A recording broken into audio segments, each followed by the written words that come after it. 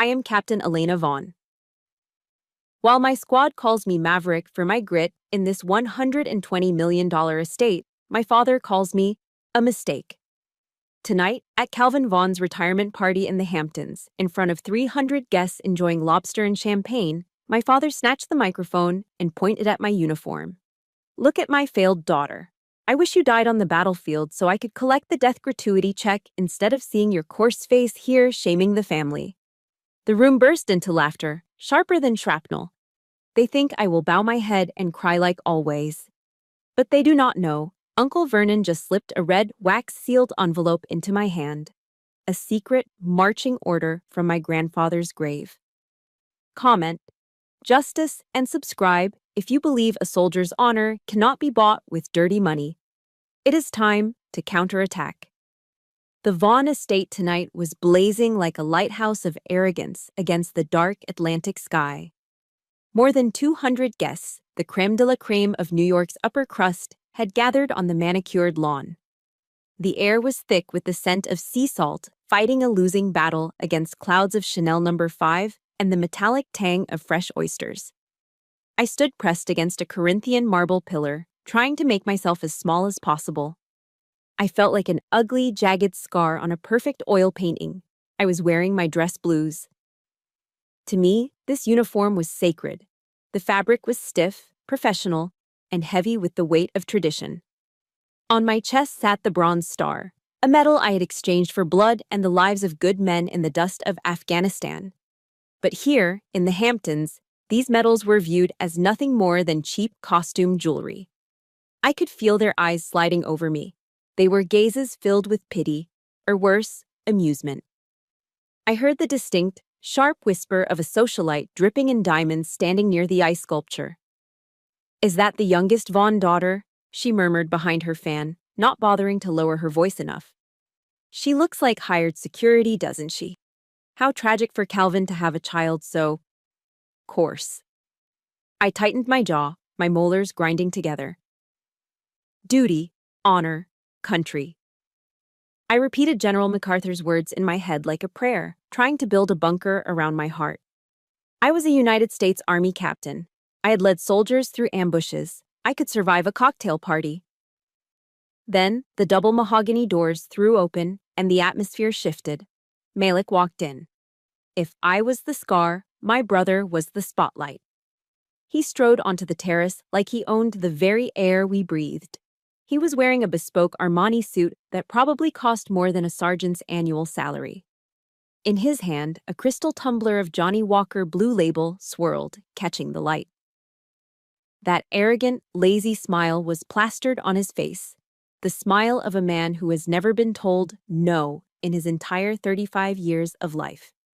Calvin, my father, immediately abandoned his conversation with a sitting senator. He practically sprinted across the patio, his arms wide. "There he is!" Calvin bellowed, his voice booming with a pride he had never, not once, shown to me. "The future of Vaughn Holdings, the prince has arrived." The crowd parted for them like the Red Sea. Malik soaked it in, basking in the adoration. As he made his way to the front, he passed right by my pillar. He didn't stop, but he leaned in just close enough, deliberately checking his shoulder hard against mine. "Still alive, Captain?" he whispered, his breath smelling of expensive scotch and rot. "I thought you'd be buried in a desert somewhere by now." My hands, resting by my sides, curled into fists so tight my fingernails cut into the palms. The discrimination wasn't subtle anymore. It was naked, displayed right here under the chandeliers for everyone to see. A sharp clink, clink, clink of a spoon against a crystal glass silenced the murmurs. Calvin stepped up to the podium. The spotlight hit him, illuminating his flushed, self-satisfied face. He spent 5 minutes spewing hollow, flowery words about legacy and hard work, words that tasted like ash coming from a man who measured human worth in stock options. Then his eyes found me in the shadows. The warmth vanished from his face. "Tonight I am handing full power to Malik," Calvin announced, his voice turning into a cold steel blade. "As for Elena..." He raised a finger, pointing it straight at my face. It felt less like a finger and more like the barrel of a loaded gun. You are the greatest disappointment of my life, he declared. The amplification system carried his venom to every corner of the estate. You chose to be a pawn on a battlefield because you knew you were too stupid for the boardroom. I declare it now. You will not inherit a single dime. The silence was absolute. You could hear the waves crashing on the beach below. But Calvin wasn't finished. He wanted to draw blood. Honestly, he sneered, I wish that death notification telegram you sent home years ago had been real. At least then I could have collected the death gratuity check. It would have been better than seeing your coarse failure of a face standing here, shaming this family. The shock hit me physically, like a punch to the gut. He wished I was dead for the money. The crowd stood frozen for a second, and then it started. A nervous tittering. Then a chuckle. And finally, a wave of cruel, sharp laughter spread through the audience like a disease. They were laughing at a soldier being wished dead by her own father. My heart felt like it was being squeezed by a vice. I didn't care about the inheritance. I didn't care about the money. But the cruelty? It was absolute. Desperate, drowning in the humiliation, I turned my head. I looked for Renee, my mother. She was standing right next to Calvin, holding a glass of white wine. Her knuckles were white. Mom, please, I begged silently, staring at her profile. Say something. Defend me. Just once. Renee felt my gaze. I saw her hesitate. But then, she lowered her head. She fixed her eyes intently on her Jimmy Choo shoes, refusing to look at me. She took a sip of wine, shrinking back into the shadow of her husband, choosing her comfort over her daughter's soul. In that moment, standing rigid in my dress blues, while 300 strangers laughed at my father's death wish, I realized the truth. I was an orphan.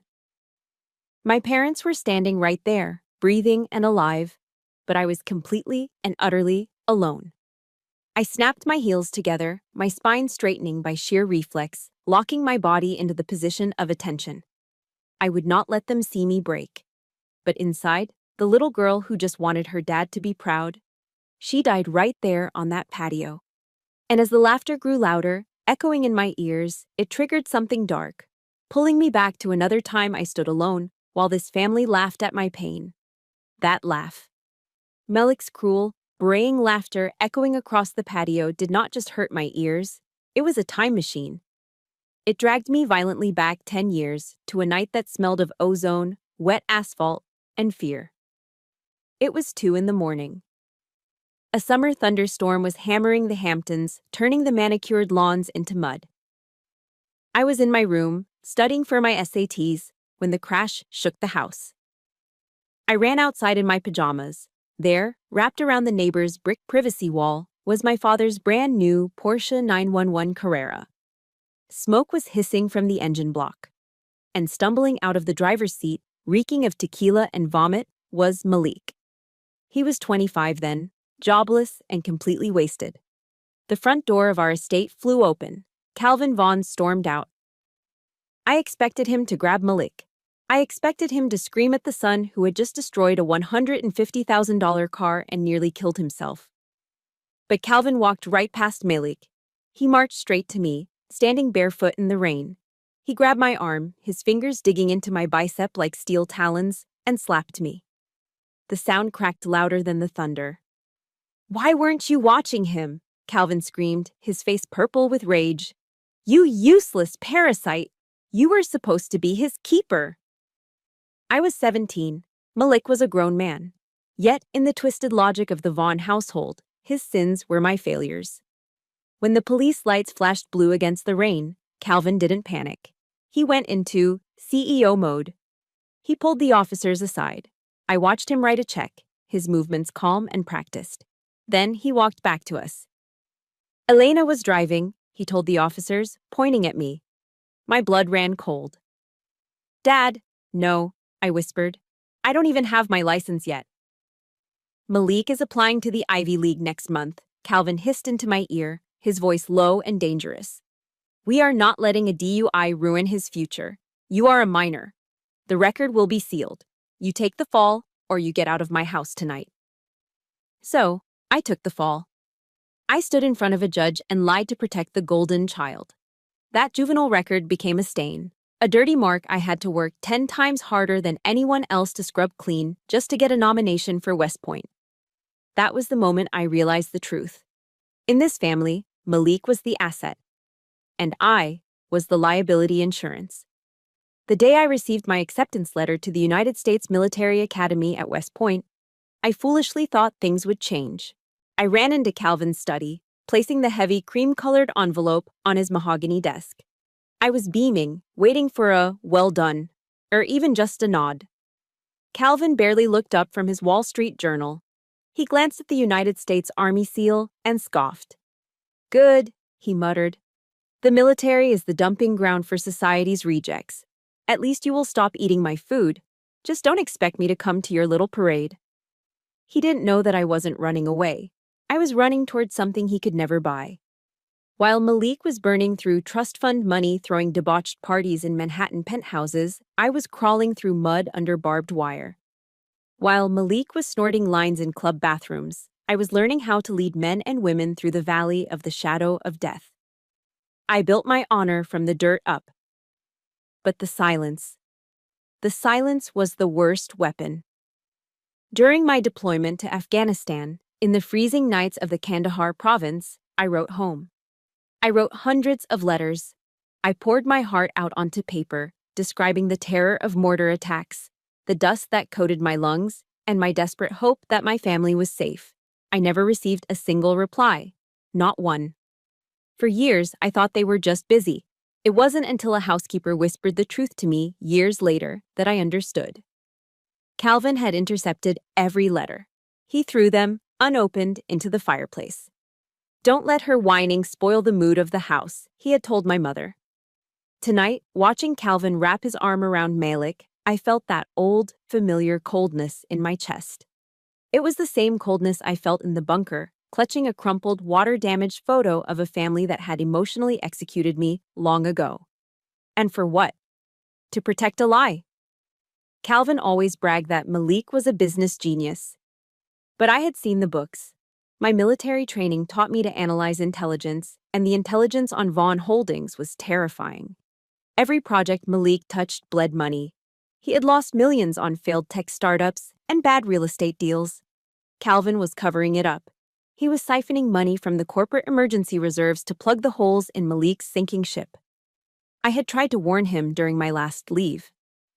"Dad," I had said, showing him the spreadsheets. "This is unsustainable. You are bleeding the company dry." He had laughed in my face.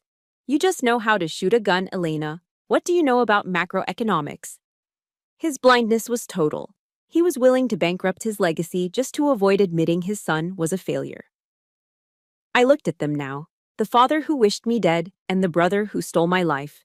The scripture my chaplain used to read to me came flooding back, Psalm 27, verse 10. "When my father and my mother forsake me, then the Lord will take me up."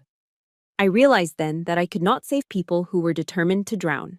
I had spent my life being the scapegoat, the fixer, the punching bag. But the debt was paid.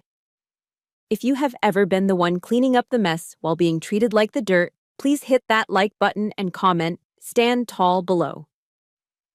Let me know I am not shouting into the void tonight. I took a deep breath, letting the memories settle like dust after a storm. The sadness was evaporating, replaced by the cold, hard clarity of a soldier who realizes the diplomatic mission has failed. It was time to retreat from this toxic territory. I turned my back on the podium, ready to walk away forever. But fate and my Uncle Vernon had other plans. I did not run. A soldier does not run from the enemy. She conducts a tactical withdrawal. Inside my mind, a switch flipped. The hurt child who wanted her father's love was shoved into a locker, and the captain took command. I executed a sharp, about-face movement, my heels pivoting on the polished marble with a snap that would have satisfied my drill sergeants at West Point. I marched toward the exit. My dress shoes, with their hard military soles, struck the floor with a rhythmic, hollow clack, clack, clack that cut through the soft jazz and the murmuring crowd. I kept my chin parallel to the ground, my eyes fixed on the double brass handles of the main entrance. I was exfiltrating a hostile zone. But Malik wasn't finished. He was high on adrenaline and cheap power, and he wanted to make sure the wound was fatal. "Don't forget to use the back door, Elena." His voice boomed over the speakers, distorted by feedback. "The front entrance is for VIPs, not for security staff, and hey, make sure you return that costume to the surplus store before you go back to the barracks. You look like a man in that thing." The crowd laughed again. It was a wet, sloppy sound, fueled by free champagne and the cruelty of the mob. The humiliation chased me down the hallway, nipping at my heels like a pack of wild dogs. Every instinct in my body screamed at me to sprint, to burst through those doors, jump into my old pickup truck, and drive until the gas tank ran dry. I reached the door. My hand closed around the cold, heavy brass handle.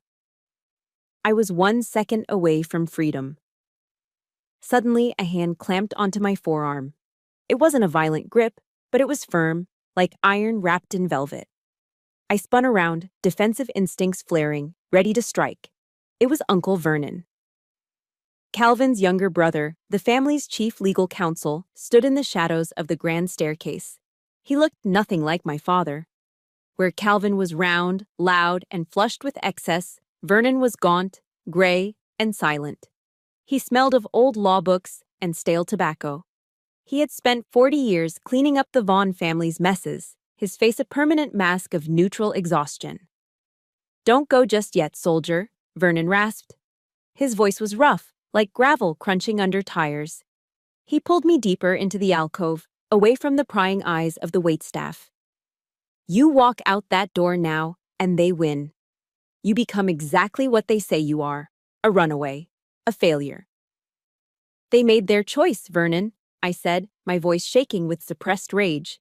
"I have no business here." "Correct. You have no business with them," Vernon agreed, adjusting his wire-rimmed glasses. "But you have business with him." He reached into the inner pocket of his charcoal suit jacket and pulled out a thick, heavy envelope. It wasn't the crisp white stationery of the modern Vaughn Holdings legal department. This paper was cream-colored, textured, and slightly yellowed with age. But it was the seal that stopped my heart. On the back, holding the flap shut, was a blob of red wax. Pressed into the wax was the impression of a soaring eagle, the original family crest my grandfather used before Calvin rebranded everything with modern, soulless logos. "This isn't a parting gift," Vernon whispered, pressing the envelope into my hands. It felt heavy, substantial. "This is a direct marching order from the supreme commander of this family, your grandfather, Otis." I looked down at the envelope. My name, Captain Elena Vaughn, was written in blue ink. The handwriting was slanted, sharp, and forceful. I hadn't seen that handwriting in 10 years, not since the day of his funeral. "He wrote this 3 days before he died," Vernon explained, his eyes darting toward the ballroom where Malik was now toasting himself. "He made me swear an oath. I was to keep this in my personal safe and deliver it to you only at the exact moment Calvin officially named an heir, not a minute before." I ran my thumb over the wax seal. I could feel the ridges of the eagle's wings. Why me? Grandpa Otis was a terrifying figure to most. A hardened Marine who fought in the Pacific theater of World War II. He was a man of few words. I always thought he looked at me with indifference. "Why?" I asked, looking up at Vernon. "Because he knew," Vernon said simply. "He knew Calvin was weak. He knew Malik was rotten. And he knew you were the only one with the spine to carry the weight." I looked back at the ballroom doors. Through the frosted glass, I could see the blurred shapes of the people who had just stripped me of my dignity. I could leave. I could take this letter, read it in the safety of my car, and drive away. It would be the safe choice. But then I remembered the creed. I will never accept defeat. I will never quit. I will never leave a fallen comrade. My grandfather wasn't just my ancestor. He was a Marine. He was a comrade. And his legacy was currently being urinated on by a drunk narcissist in an Armani suit. A cold, deadly calm washed over me. The shaking in my hands stopped. My breathing slowed. It was the same feeling I got right before kicking down a door in a raid. The fear evaporated, replaced by a singular, crystal-clear objective. "What's inside, Uncle Vernon?" I asked, my voice dropping an octave, losing its tremor. Vernon smiled, a rare, dry twitch of his lips. The truth. And a nuclear weapon that will blow your father's little comedy show to smithereens. Do you have the guts to pull the trigger? I didn't answer him with words. I reached down to my belt, concealed beneath the tailored jacket of my dress blues. With a smooth, practiced motion, I unsheathed my M9 bayonet. The matte black steel blade caught the dim light of the hallway. It was a tool of war, completely out of place in this mansion of fragile egos. Vernon didn't flinch. He nodded approvingly. I looked at the red wax seal one last time. Sorry, Grandpa. I'm coming in hot. I slid the tip of the bayonet under the flap of the envelope. With a sharp, decisive motion, I sliced it open. Rip. The sound of the tearing paper was loud in the silence, like a gunshot. I wasn't just opening a letter, I was declaring war. Let's go, Uncle Vernon, I said, sheathing the knife. It is time to teach them about chain of command. As the thick paper tore open, a scent wafted out that nearly brought me to my knees. It was cherry Cavendish pipe tobacco. Instantly, the cold hallway of the Hamptons estate vanished. I was 6 years old again, sitting cross-legged on a Persian rug in front of a roaring fireplace, listening to a gruff voice tell stories about the black sands of Iwo Jima and the jungles of Guadalcanal. It was the smell of safety. It was the smell of Grandpa Otis. My hands trembled, not from fear, but from a sudden, overwhelming intimacy. It felt as if my grandfather was standing right there beside me, his ghostly hand resting on my shoulder, shielding me from the vultures in the ballroom. Inside the envelope lay a stack of dense legal documents and a single, folded sheet of cream-colored stationery. The paper was yellowed at the edges, brittle with time. I unfolded the letter. The handwriting was unmistakable, sharp, slanted, and forceful, written with a fountain pen that dug deep into the fiber of the paper. To Captain Elena Vaughn, it began. He used my rank. Not Elena, not granddaughter, but captain. He acknowledged the soldier before the child. If you are reading this, it means my son, your father, has failed completely. It means he has chosen vanity over virtue, and I am forced to activate my final contingency. I leaned against the wall, my vision blurring. The muffled bass of the party music thumped through the door, a vulgar contrast to the sacred words in my hands. I know they call you a failure, Elena. I know they look down on your service. But listen to me. I did not build Vaughn Holdings for men who wear Italian suits but have empty souls. I built it on discipline, on honor, the very things you chose to forge in the fire of the army. A single tear escaped, hot and fast, tracking through the makeup I had applied so carefully that morning. You didn't join the army to run away, Elena. That was the test. I needed to know if you had the steel to survive without my money. I have watched every step. I saw you earn that bronze star. While your parents see a mistake, I see the only stone left in this family capable of bearing the weight of my legacy. You are not the black sheep, soldier. You are the shepherd. I choked back a sob. For 10 years, I believed I was unloved. I thought I was garbage. But the old man, the founder of this empire, had been watching me from the shadows the whole time. He hadn't abandoned me. He was waiting for me to be ready. I took a deep, shuddering breath and looked at the second part of the package. Underneath the letter was a dossier compiled by a private investigator. It was dated just weeks before Otis died. I flipped through the pages, and the sadness in my chest hardened into a cold, jagged rock of fury. It was a forensic accounting of corruption. There were bank statements showing unauthorized transfers. Calvin hadn't just made bad business decisions, he was a thief. He had siphoned over $40 million from the employee pension fund. He was stealing the retirement savings of the janitors, the secretaries, and the mid-level managers, the people who actually worked for a living, to cover his tracks. And what was he covering? I turned the page and saw a medical file from the Blue Horizon Clinic in Zurich, Switzerland. Patient, Malik Vaughn. Admitted, August 2014. Diagnosis, acute heroin addiction. Patient, Malik Vaughn. Admitted, December 2015. Relapse. Patient, Malik Vaughn. Admitted, July 2018. Methamphetamine psychosis. 3 times. My parents had spent millions of stolen pension dollars to hide Malik in a 5-star rehab resort in the Swiss Alps, all while telling the world he was on business trips. They had committed federal crimes to protect a junkie and destroy a soldier. I closed the folder. My hand was steady now. The trembling was gone. Calvin wasn't just a cruel father, he was a criminal. He was standing on that stage right now, celebrating a career built on fraud, preparing to hand the detonator to a bomb named Malik. I carefully refolded the letter from Grandpa Otis. I unbuttoned the left breast pocket of my dress blues, the pocket that sat directly over my heart, and slid the letter inside. It felt like armor. I wiped the tear tracks from my cheeks with the back of my hand. There was no more room for sadness.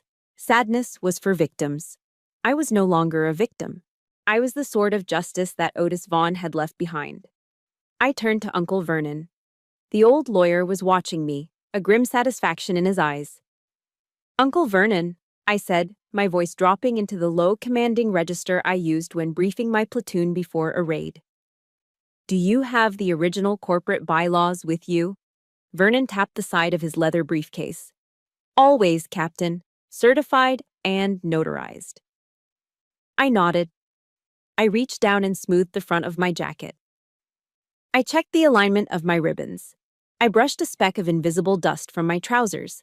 I stood up to my full height, feeling the steel in my spine that the Army had installed and Grandpa Otis had tempered. "Good," I said, staring at the double doors. "Then we are going back in." Vernon stepped forward to open the door, but I held up a hand. "No," I said. "I'll open it. It is time to teach them a lesson about the chain of command." I gripped the cold brass handle again. This time, I wasn't leaving. I was breaching. The double doors swung open for the second time that night. But this time, there was no announcement, no applause, and definitely no laughter. I stepped across the threshold, Uncle Vernon flanking me on my right like a silent chief of staff. The soft, ambient jazz music was still playing, but the conversation in the room died instantly. Clack, clack, clack. My heels struck the marble floor with a rhythmic, military cadence that cut through the silence like a metronome counting down to an explosion. I didn't look at the guests. I didn't look at the waiters holding trays of caviar. My eyes were locked on 2 targets standing on the raised platform at the far end of the room, Calvin and Malik. The crowd parted. They didn't move out of respect. They moved out of an instinctive, primal fear. They could feel the shift in atmospheric pressure. I wasn't the sad, rejected daughter anymore. I was a storm front moving in. Malik was the first to spot me. He was leaning against the DJ booth, holding a magnum bottle of champagne like a club, swaying slightly on his feet. His eyes narrowed, and a cruel, sloppy grin spread across his face. "Oh, look!" he shouted into his microphone, the feedback whining sharply. The brave little toy soldier came back. "What's the matter, Elena? Did you forget to ask Dad for bus fare? Or did you come back to beg the kitchen staff for a doggy bag to take back to your barracks?" A few sycophants near the front laughed, but it was nervous laughter. I didn't break stride. I walked straight up to him until I was standing toe to toe. Malik stepped down from the platform, blocking my path. He towered over me in his heels and height, smelling of sweat and expensive cologne. He looked down at my pristine dress blues with utter contempt. "You think wearing this Halloween costume scares anyone?" he sneered. "You look ridiculous." Then he did the unthinkable.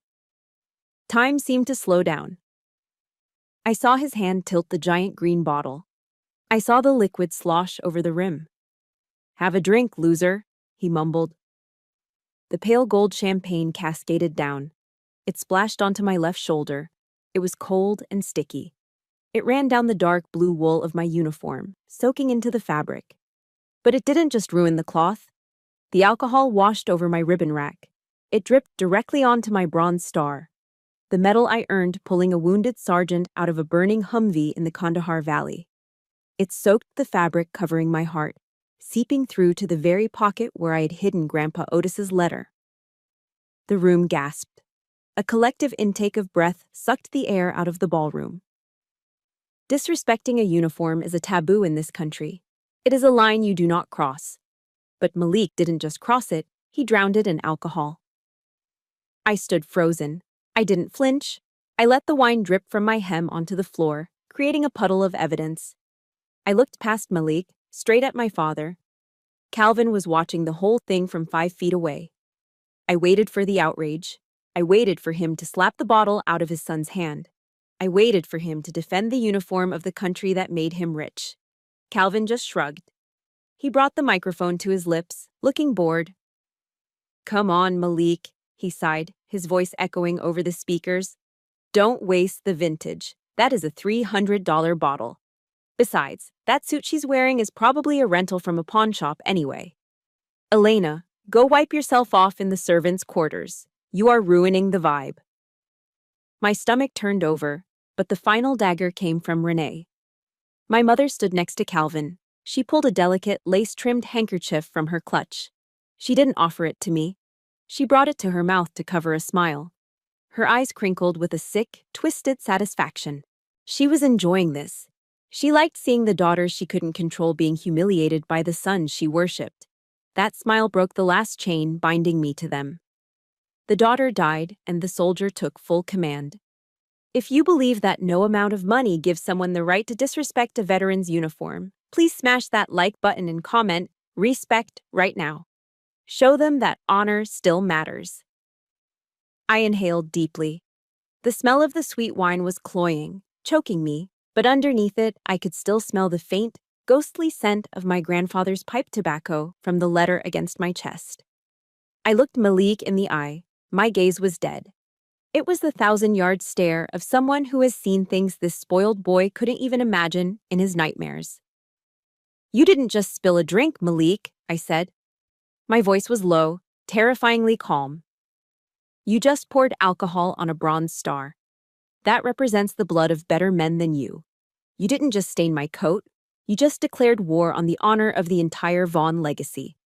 Malik scoffed, swaying drunkenly. "Honor? Does honor buy this mansion? Does honor pay for the Ferrari out front?" I smirked. It was a cold, sharp expression that made Malik take a half step back. "No," I replied, "but the truth can take it all away." I didn't shove him. I didn't punch him. I simply extended my arm and brushed him aside with a rigid, controlled motion, as if he were nothing more than a cobweb blocking my path. He stumbled, catching himself on the edge of a table, looking shocked that the doormat had pushed back. I didn't stop. I walked past him, past my mother's fading smile, past my father's confused frown. I stepped up onto the stage. I didn't ask for permission to speak. That version of Elena, the one who asked for permission to exist, had drowned in the puddle of champagne on the floor. I stepped up to the microphone stand. Calvin was still holding the mic, his mouth open in a mixture of confusion and annoyance, ready to make another joke at my expense. I didn't give him the chance. I snatched the device from his hand with a grip so violent it nearly dislocated his fingers. Screech! The feedback from the speakers was agonizing. It tore through the humid night air like a banshee's scream. 300 guests in the garden flinched, dropping their hors d'oeuvres and covering their ears. Good. I wanted them uncomfortable. I wanted their ears to ring. "Listen up," I bellowed. I didn't need the microphone. I used my command voice, the voice I had forged in the chaotic din of live fire exercises and sandstorms. It was a voice that vibrated from the diaphragm, designed to cut through explosions, and it easily shattered the fragile politeness of a Hamptons cocktail party. "You laugh?" I scanned the crowd, my eyes burning into the faces of the people who had mocked me moments ago. "You think this uniform is a costume? You think my service is a punchline?" The silence that followed was heavy, suffocating. The ocean breeze seemed to stop. "Let me remind you of something," I continued, my voice shaking with the intensity of 10 years of suppressed rage. "While you sleep soundly on your goose-down pillows that cost $3,000 a night, dreaming of your stock portfolios, my unit is sleeping in holes dug into the dirt. We are eating dust. We are bleeding out in foreign lands to protect the very freedom that allows you to stand here, drink your vintage wine, and act like you are gods among men." The smiles were gone. The arrogance was replaced by the uneasy shifting of feet. I had stripped away the glamour, leaving only the ugly truth of their ingratitude. I turned my body 90 degrees. I faced Calvin. My father looked pale, his double chin trembling. He reached for the mic, but I stepped back, keeping the weapon in my hand. You, I said, pointing a finger at his chest. You have spent my entire life telling me I'm a failure because I don't know how to make money like you. Well, you are wrong, Dad. I am not a failure. I just refuse to play your game. I took a step closer to him, forcing him to retreat against the podium. I don't make money by lying to loyal employees, I declared, my voice echoing off the mansion walls. I don't make money by covering up crimes. And I certainly don't make money by pretending that my son is a genius when he is actually a liability. I swung my hand toward Malik. He was standing at the bottom of the stage steps, looking small and pathetic without his entourage. Look at him, I commanded the audience. Malik, the prince, the heir. Malik flinched as if I had struck him. You think he is the future? I asked, laughing dryly. He is a parasite. He is a tick that has burrowed into the skin of this family, sucking the blood out of the host until there is nothing left. He has never earned a single dollar in his life that wasn't handed to him by Daddy. He's a joke, and every single one of you knows it. You don't applaud him because you respect him. You applaud him because you want a piece of the carcass he is feeding on. Malik opened his mouth to speak, to throw another insult, but no sound came out. He was withered. Without his father's protection, he was nothing. Then the adrenaline dipped, just for a second, as I looked past the men to the woman standing in the shadows. Renee, my mother. She was trembling, clutching her clutch bag like a shield. I lowered the microphone slightly. My voice lost its boom, dropping to a register of profound, aching disappointment. And you, Mother. She looked up, eyes wide with fear. You are the worst of them all, I said. The words tasted like ash. Dad is a monster, yes, but a monster acts according to his nature. You are a coward. Renee let out a small, strangled sob. You watched, I accused her. For 30 years, you watched. You saw him beat me in the rain. You saw him lock me out. You saw him burn my letters. You saw me bleeding, starving for a crumb of affection. And what did you do? I gestured to the bag in her hands. You looked away, I whispered, but the microphones caught every syllable. You chose your silence. You chose your safety. You chose your Hermes bags and your Jimmy Choo shoes over the life of your own daughter. You sold me out for accessories. Renee buried her face in her hands, weeping. But they were crocodile tears. I knew them well. You do not deserve to be a mother, I said, severing the last emotional tie. Tonight, I am no longer your daughter. I am Captain Vaughn, and I am standing here not as your child, but as the executioner of your lies. The shock in the room finally broke. Calvin snapped out of his trance. His face turned a violent shade of beet red. Security, he screamed, his voice cracking. Get her out of here. She is drunk. She is insane. Drag this bitch off my property. Two large men in black suits started sprinting toward the stage from the perimeter. The crowd gasped, expecting violence. But I didn't flinch. I didn't run. I reached down to the podium where Uncle Vernon had placed the thick dossier. I slammed my hand onto the leather folder. Bam! The sound echoed like a gunshot. Nobody move, I ordered. It wasn't a request. It was a direct order. The authority in my voice stopped the security guards in their tracks 10 feet from the stage. They hesitated, looking from the furious red-faced billionaire to the woman in the dress blues who looked like she was ready to kill. Before you put a hand on me, I said, locking eyes with the lead guard, you better listen very carefully. I held up the dossier. The red wax seal of Otis Vaughn was broken, but the power it held was absolute. The person standing on this podium is not an intruder, I announced, my voice steady as steel. According to the last will and testament of Otis Vaughn and the corporate bylaws of this company, I am the only person who has the authority to give orders here tonight. I threw the folder onto the wooden table, the pages fanning out. This is the final marching order of Otis Vaughn, I declared. And I am taking command. I stepped back from the microphone, my chest heaving with the adrenaline of the declaration. The echo of the dossier slamming against the podium still hung in the humid air like smoke after a gunshot. Uncle Vernon stepped into the space I had cleared. He didn't look like a tired old man anymore. He looked like a shark in a charcoal suit. He adjusted his wire-rimmed glasses, opened the leather folder, and smoothed out the yellowed pages with a terrifying, clinical precision. "Ladies and gentlemen, shareholders," Vernon began. His voice wasn't loud, but it had the dry, scratching texture of a judge reading a death sentence. "What you are about to hear is legally binding and notarized." He held up the document. "This is the codicil to the last will and testament of Otis Vaughn, dated October 2010.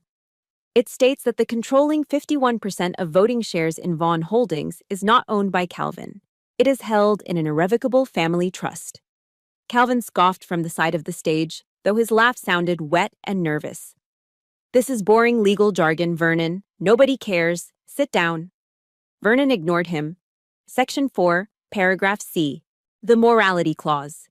It stipulates that if the current trustee, that would be you, Calvin, commits financial fraud or attempts to appoint a successor who is mentally incapacitated or has a criminal history, the trust automatically dissolves its current leadership. "That is a lie!" Calvin screamed, lunging forward. But I stepped in his path, my hand resting on my belt. He stopped short. "I am his only son. I am the only heir." Vernon looked over the rim of his glasses. The temperature in the room seemed to drop 10 degrees. "Yes, Calvin," Vernon said, his voice dripping with ice. "You are his only son, but you are not his only soldier." Vernon reached into his pocket and pulled out a remote control. He pointed it at the massive projection screen behind us, the one intended to display a montage of Malik's glorious life. Click. The screen flickered. The photo of Malik on a yacht vanished. In its place appeared a scanned medical document with a distinct Swiss letterhead: Blue Horizon Clinic, Zurich. The crowd gasped. Blue Horizon was where the ultra-wealthy sent their problems to disappear. Exhibit A, Vernon narrated calmly. Malik Vaughn's admission records, diagnosis, severe heroin dependence and antisocial personality disorder. 3 stays in 4 years. Cost, $1.2 million. Malik dropped the magnum of champagne. It shattered on the marble floor, the sound exploding like a grenade. Glass shards flew everywhere, but he didn't move. He stood frozen, his jaw unhinged, looking like a ghost. "That is private medical information," Calvin shrieked, his face turning a dangerous shade of purple. "I will sue you. I will sue everyone." "You can't sue with money you don't have, Calvin," Vernon replied. Click. The screen changed again. This was the kill shot. It was a complex spreadsheet, but the highlighted red columns were simple enough for a child to understand. Exhibit B, Vernon announced. Forensic accounting of the Vaughn Holdings Employee Pension Fund. A ripple of genuine panic went through the crowd. These were investors. These were board members. The words pension fund triggered a primal fear in the room. To pay for Malik's rehab, his Ferraris, and his silenced lawsuits, Vernon explained, pointing to the red numbers. Calvin has systematically embezzled $40 million from the retirement savings of our workforce. The silence broke. It shattered into a roar of outrage. $40 million, a man in the front row shouted. "That's federal prison time." "My stock," a woman screamed. "He destroyed the stock value." The glamorous facade of the Vaughn empire crumbled in seconds. It wasn't a dynasty. It was a Ponzi scheme run by a narcissist to pamper a junkie. Vernon turned to me. He closed the folder with a soft thud. "Therefore," he said, his voice cutting through the noise, "pursuant to the instructions of Otis Vaughn, the position of trustee and the controlling 51% interest immediately transfer to the reserve beneficiary." He gestured to me. "Captain Elena Vaughn." I stood there, soaked in sticky champagne, smelling of alcohol and sweat, my hair a mess. But I had never felt taller. I didn't need a crown. The truth was my crown. As majority shareholder, Vernon continued, Captain Vaughn has absolute veto power over all executive decisions, effective immediately. I looked at Calvin. The arrogant tyrant who had wished me dead was gone. In his place was a trembling, broken old man slumping into a chair, realizing that his greed had just eaten him alive. Malik was on his knees, trying to pick up the pieces of the broken bottle, cutting his hands on the glass, weeping silently. The prince had fallen. I walked back to the microphone. The crowd quieted down instantly. They weren't looking at the outcast anymore. They were looking at the boss. The party is over, I said. My voice was calm, devoid of anger. I didn't need to be angry. I had won. And the reign of greed is over. Starting tomorrow morning, Vaughn Holdings will undergo a complete federal audit. Every penny stolen from the pension fund will be returned, even if I have to liquidate this entire estate to do it. I looked down at the two men who shared my DNA, but not my heart. Now, I said, turning my gaze to the security team standing confused at the perimeter. Mike, escort the former CEO and his son off my property. I pointed to the gate. Immediately. Calvin Vaughn turned a shade of violent crimson, looking like a man on the verge of a cardiac event. He pointed a trembling finger at me, veins bulging in his neck, and screamed at the private security team stationed around the perimeter of the ballroom. Arrest her, he bellowed, his voice cracking with desperation. I pay your salaries. I pay for your protection. Get this crazy bitch and that old lawyer off my property right now. Throw them in the street. The room went deathly silent. The only sound was the heavy breathing of a panicked billionaire. 4 large men in black tactical suits stepped away from the walls. They were imposing, built like linebackers, with earpieces coiling down their necks. They began to march toward the podium. The crowd held its breath. This was it. Money versus paper. I didn't flinch. I didn't reach for a weapon. Instead, I shifted my feet, spreading them shoulder-width apart, and clasped my hands behind my back in the standard military position of parade rest. I locked eyes with the man leading the charge. His name was Mike. I knew his file. He wasn't just a rent-a-cop. He was a former Army Ranger who had done 3 tours in Iraq. Mike, I said. My voice was calm, conversational, yet it carried across the room with absolute authority. You know the general orders. Who do you serve, Sergeant? The man who signs the check or the Constitution? Mike stopped 10 feet from the stage. The 3 men behind him halted in unison, their discipline overriding their orders from Calvin. The air in the room was pulled tight as a piano wire. Calvin was panting, looking back and forth between us. What are you doing? I gave you a direct order. Grab her. Mike looked at Calvin, then he looked at me. He looked at the bronze star pinned to my chest, stained with sticky champagne, but shining under the stage lights. He looked at the frantic, dishonorable man screaming for violence against his own daughter. Then, the plot twisted. Mike snapped his heels together. Clack. He stood at perfect attention, rigid as a board. He raised his right hand, fingers flat and aligned, bringing the tip of his forefinger to the brim of his imaginary cover in a crisp, sharp salute. Good evening, Captain, Mike said, his voice ringing out. Ma'am. Behind him, the 3 other guards, all veterans, snapped to attention and saluted. Calvin's jaw dropped. He looked like he had been slapped in the face with a wet fish. Mike lowered his hand and turned to face my father. His demeanor shifted from soldier to enforcer. I apologize, Mr. Vaughn, Mike said, his tone icy. We are contracted to protect the assets and leadership of Vaughn Holdings. According to the legal documents just presented by corporate counsel, Captain Elena is the legal owner of this estate. That makes you a trespasser. Trespasser? Calvin sputtered. I built this house. You are currently disturbing the peace and threatening the owner, Mike continued, stepping into Calvin's personal space. I suggest you stand down. It was the ultimate humiliation.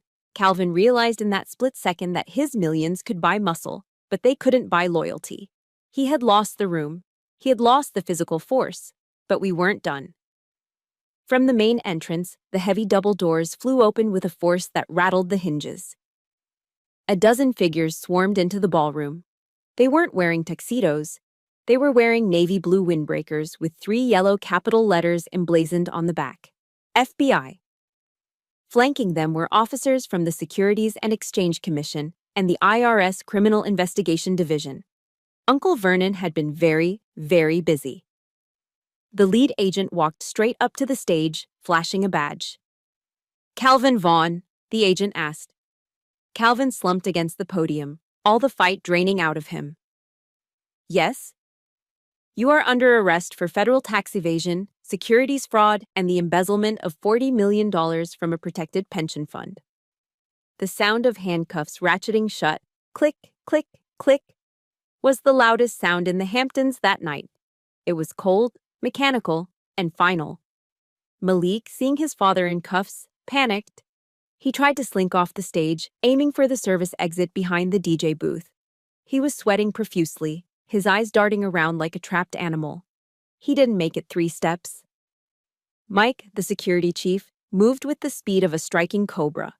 He grabbed Malik by the collar of his expensive Armani suit and hoisted him off the ground like a wet cat.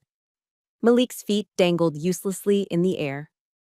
"Not so fast, Prince," Mike growled. "There is a K9 unit waiting by your Ferrari. They found a significant amount of controlled substances in the glove box. The local police are waiting for you outside." "Get your hands off me," Malik whined, thrashing weakly. "Do you know who I am?" "Yeah," Mike said, handing him over to a waiting federal agent. "You are inmate number 2.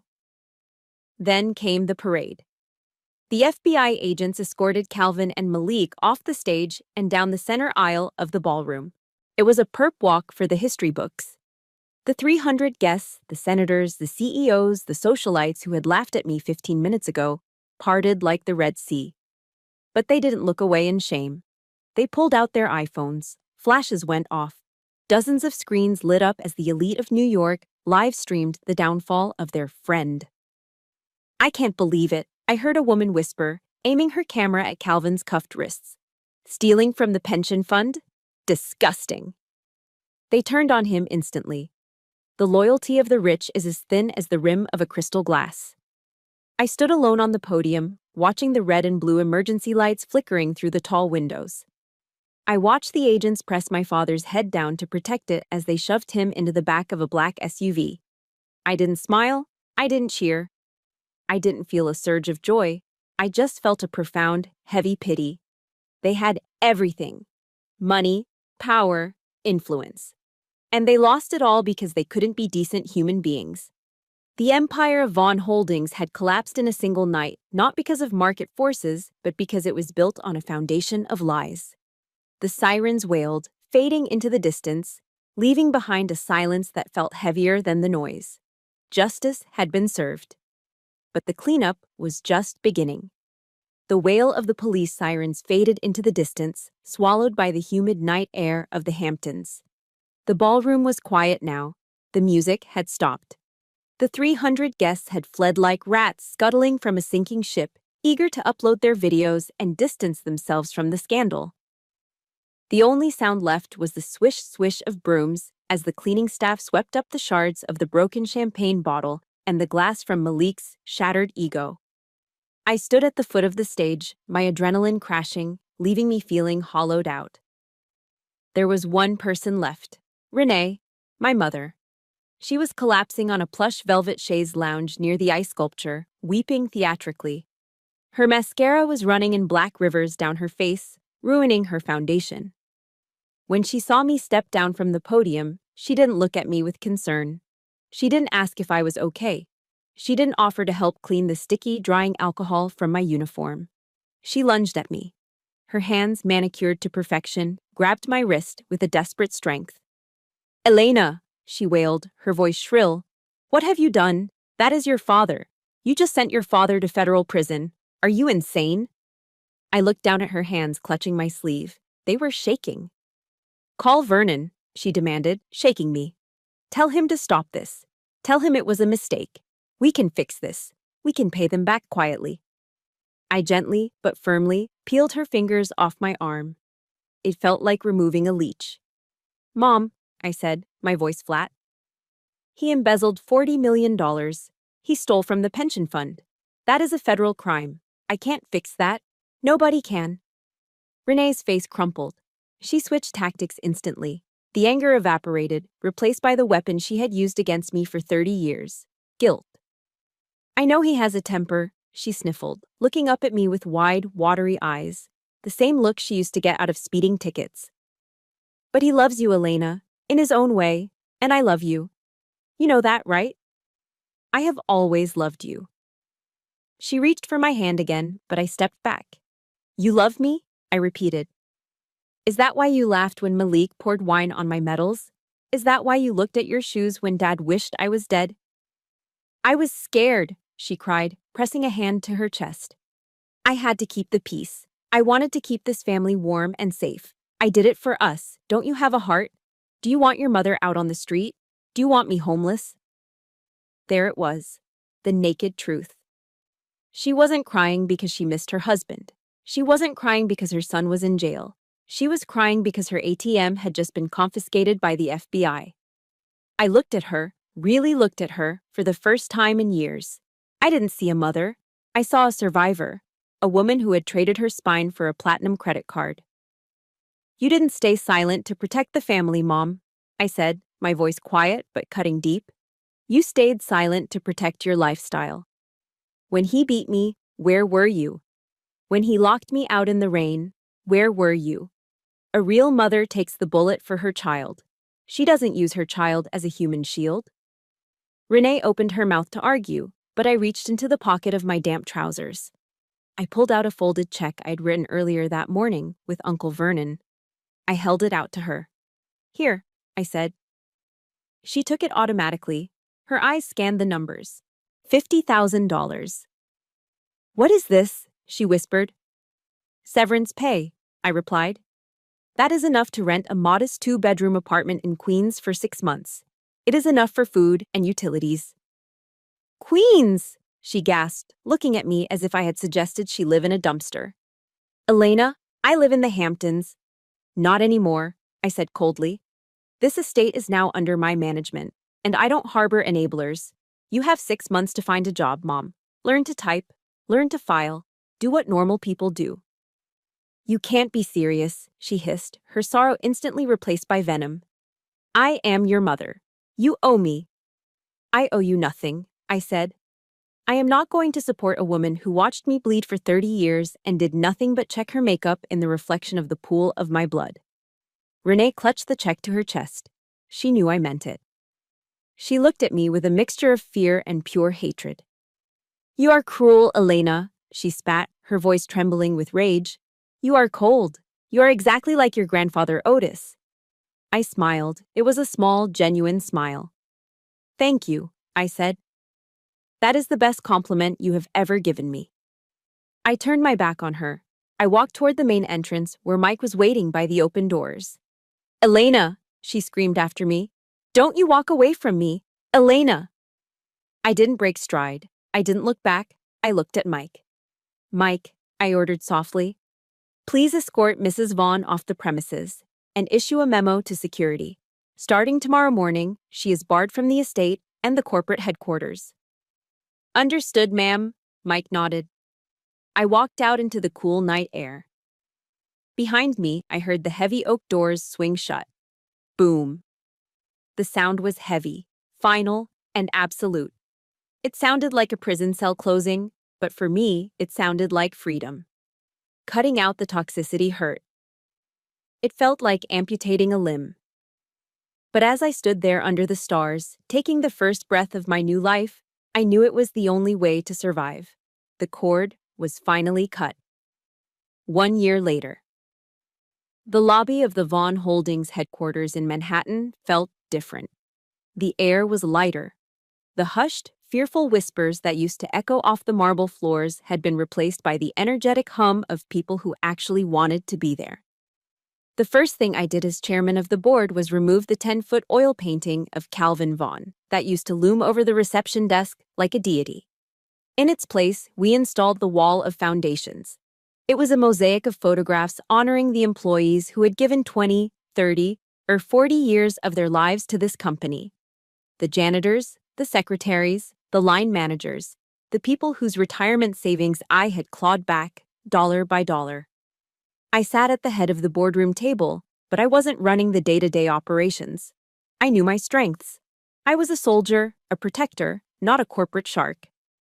So, I hired a CEO, a brilliant woman from Chicago with a spine of steel and a moral compass that pointed true north. "The pension fund is fully solvent, Madam Chair," she reported, sliding a binder across the mahogany table. "And profits are stable. We aren't making the obscene margins your father did, but we are sleeping better at night." I smiled. That is the only metric I care about. But my real work wasn't in the boardroom. That afternoon, I drove out to the Hamptons. The iron gates of the Vaughan estate swung open, but the gold-plated V was gone. A new, modest wooden sign hung by the entrance, the Otis Recovery Center. I had liquidated the luxury cars. I had auctioned off the art. I used the money to transform the monument of my family's greed into a sanctuary for the broken. The ballroom, where Malik had poured champagne on my uniform, was no longer filled with socialites and sycophants. The crystal chandeliers were still there, but beneath them sat a circle of folding chairs. I walked in quietly. A group of 12 men and women were sitting in a circle. Some were missing limbs. All were missing a piece of their souls, lost to the horrors of war or the trauma of domestic abuse. This was a PTSD support group. I didn't go to the front. I didn't take a microphone. I took an empty chair in the back of the circle. Here, I wasn't the heiress or the captain. I was just Elena. I listened as a young Marine corporal spoke about his nightmares. The room didn't smell of expensive perfume and judgment anymore. It smelled of stale coffee and raw honesty. For the first time in its history, this house was serving a purpose. It was healing the very wounds my father used to mock. When the session ended, I walked out to the gravel driveway. My ride wasn't a limousine. It was a dusty 3-year-old Ford F-150 pickup truck. Sitting in the passenger seat, tail thumping rhythmically against the door, was Tripod. He was a golden retriever I'd pulled from a kill shelter. He was missing his back left leg, but he had a smile that could light up a blackout. I climbed in and scratched him behind the ears. "Ready to go home, buddy?" We drove away from the ocean, heading inland toward a small cabin tucked away in the woods of upstate New York. It was tiny compared to the mansion, but it had something the estate never had: warmth. As I pulled up the dirt driveway, I saw smoke curling from the stone chimney. A man was chopping wood on the porch. Mark stopped mid-swing and wiped sweat from his forehead. He wasn't a billionaire heir. He was a former Army combat medic. He was the man who had patched up my shrapnel wounds in the Kandahar Valley. He was the only man who had seen me cry in the dirt and never once called me weak. He smiled as I stepped out of the truck. He didn't ask about the stock price. He asked if I was hungry. We sat on the porch as the sun began to dip below the tree line, eating simple stew from ceramic bowls. Tripod slept at our feet. There were no cameras, no press releases, no expectations. I realized then that family isn't about whose blood runs in your veins. Family is the place where you are allowed to be weak and are still loved. Family is the people who help you carry your pack when the weight gets too heavy. 2 days later, I made one final trip.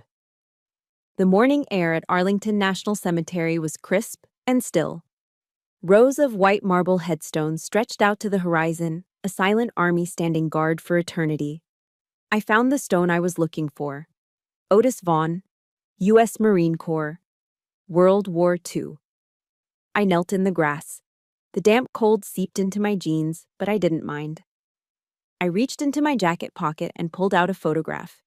It was a picture of me, Mark, and Tripod, standing in front of the new recovery center, surrounded by smiling veterans. I propped the photo against the white stone. "Hey, Grandpa," I whispered. The wind rustled the oak trees overhead, like a soft reply. "I didn't become the shark Dad wanted me to be," I said, tracing the letters of his name. "I became the watcher you taught me to be. The perimeter is secure. The troops are taken care of." I stood up. I brushed the grass from my knees and snapped my heels together. Slowly, deliberately, I raised my hand in a salute. It wasn't a salute to a superior officer. It was a salute to a father figure who had saved my life from beyond the grave. Mission accomplished, sir. I held the salute for a long moment, letting the last of the grief drain away into the hallowed ground. Then, I dropped my hand. I turned around. The sun was setting, painting the sky in streaks of purple and gold. My shadow stretched out long and unbroken across the green grass. I walked toward the exit, my boots crunching softly on the gravel. I didn't look back. I didn't need to. The past was buried. The future was wide open, and for the first time in my life, I was free. Before I sign off, I want to leave you with the most important truth I learned. Not in the army, but in that mansion. We are raised to believe that blood is thicker than water, and that we must endure abuse just because it comes from family. That is a lie. Your worth is never defined by the people who refuse to see your value, even if those people are your parents. True family isn't about DNA, it is about who stands beside you when you are bleeding. If you are the black sheep because you refuse to be toxic, wear that title with pride. It doesn't mean you are broken, it means you were the strong one who finally broke the cycle. Now I want to turn the floor over to you. Have you ever had to make the painful decision to cut ties with a family member to save your own peace? Or have you found your own chosen family in unexpected places, just like I found with Mark? Please share your story in the comments below. I read every single one, and your story might give someone else the courage to stand up. If my battle for justice today gave you hope, please hit that like button and subscribe to the channel. Let's build a community where honor always wins. Until next time, stand tall.